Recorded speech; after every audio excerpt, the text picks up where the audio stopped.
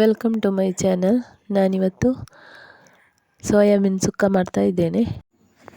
ಮೊದಲಿಗೆ ಸೋಯಾಬೀನನ್ನು ಒಂದು 20 ನಿಮಿಷ ಬಿಸಿ ನೀರು ಹಾಕಿ ನೆನೆಲಿಕ್ಕೆ ಇಡಬೇಕು. ಅದು ನೆಂದ ನಂತರ ಅದರ ನೀರನ್ನು ಚೆನ್ನಾಗಿ ಹಿಂಡಿ ತೆಗಿಬೇಕು. ಆನಂತರ ಇದನ್ನು ನಾನು 2 ಭಾಗವನ್ನಾಗಿ ಮಾಡ್ತಾ ಇದ್ದೇನೆ. ಇಲ್ಲಿ ಸುಕ್ಕ ಮಾಡಲಿಕ್ಕೆ 2 ಕಪ್ ತೆಂಗಿನ ತುರಿಯನ್ನು ಹುರಿತಾ ಇದ್ದೇನೆ. ಅದಕ್ಕೆ 1 ಈರುಳ್ಳಿಯನ್ನು ಕೂಡ ಹಾಕಿದ್ದೇನೆ. ಅದನ್ನು ಕೂಡ ಇದರೊಟ್ಟಿಗೆ ಹುರಿತಾ ಇದ್ದೇನೆ. ಇದನ್ನೆಲ್ಲ ತರಿಯಾಗಿ ಹುಡಿ ಮಾಡಬೇಕು. ಇದರೊಟ್ಟಿಗೆ ಜೀರಿಗೆ ಹಾಗೂ ಬೆಳ್ಳುಳ್ಳಿಯನ್ನು ಕೂಡ ಸೇರಿಸ್ತಾ ಇದ್ದೇನೆ. ಈಗ ಒಂದು ಕಡಾಯಿಯನ್ನು ಬಿಸಿಯಾಗಲಿಕ್ಕೆ ಇಟ್ಟು ಅದಕ್ಕೆ ಸ್ವಲ್ಪ ಎಣ್ಣೆಯನ್ನು ಹಾಕಿ ಇಲ್ಲಿ ಕೊಚ್ಚಿಟ್ಟುಕೊಂಡಂತಹ ಈರುಳ್ಳಿಯನ್ನು ಹಾಕ್ತಾ ಇದ್ದೇನೆ. ಇದರಲ್ಲಿ 1 ಈರುಳ್ಳಿ ಉಂಟು. ಇದನ್ನು ಚೆನ್ನಾಗಿ ಹುರಿಬೇಕು. ಅನಂತರ ಇದಕ್ಕೆ ಟೊಮೆಟೊವನ್ನು ಕೂಡ ಸೇರಿಸ್ತಾ ಇದ್ದೇನೆ. ಟೊಮೆಟೊ ಕೂಡ ಮೀಡಿಯಂ ಗಾತ್ರದ 1 ಟೊಮೆಟೊ.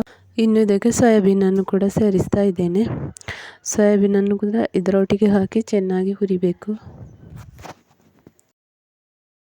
ಇನ್ನು 2 ಸ್ಪೂನಷ್ಟು ಮೆಣಸಿನ ಹುಡಿ ಹಾಕ್ತಾ ಇದ್ದೇನೆ. ಇದಕ್ಕೆ 2 ಸ್ಪೂನ್ ಕೊತ್ತಂಬರಿ ಹುಡಿಯನ್ನು ಕೂಡ ಹಾಕ್ತಾ ಇದ್ದೇನೆ. ಖಾರ ಬೇಕಿದ್ದರೆ ಜಾಸ್ತಿ ಹಾಕ್ಕೋಬೋದು. ಇನ್ನೊಂದು ಅರ್ಧ ಗ್ಲಾಸಿನಷ್ಟು ನೀರನ್ನು ಹಾಕಿ ಇದನ್ನು ಚೆನ್ನಾಗಿ ಮಿಕ್ಸ್ ಮಾಡಿಕೊಳ್ಬೇಕು.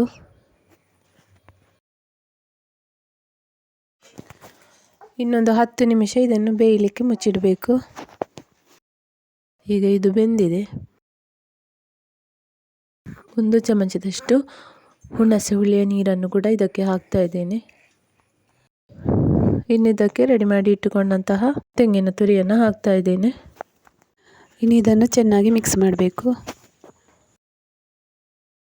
ಹಾಗೆ ಕರಿಬೇವನ್ನು ಕೂಡ ಹಾಕ್ತಾ ಇದ್ದೇನೆ. ಈಗ ಸೋಯಾಬೀನ್ ಸುಕ್ಕ ರೆಡಿಯಾಗಿದೆ. ಈಗ ಇದನ್ನು ಒಂದು ಪಾತ್ರೆಗೆ ಸರ್ವ್ ಮಾಡ್ತಾ ಇದ್ದೇನೆ.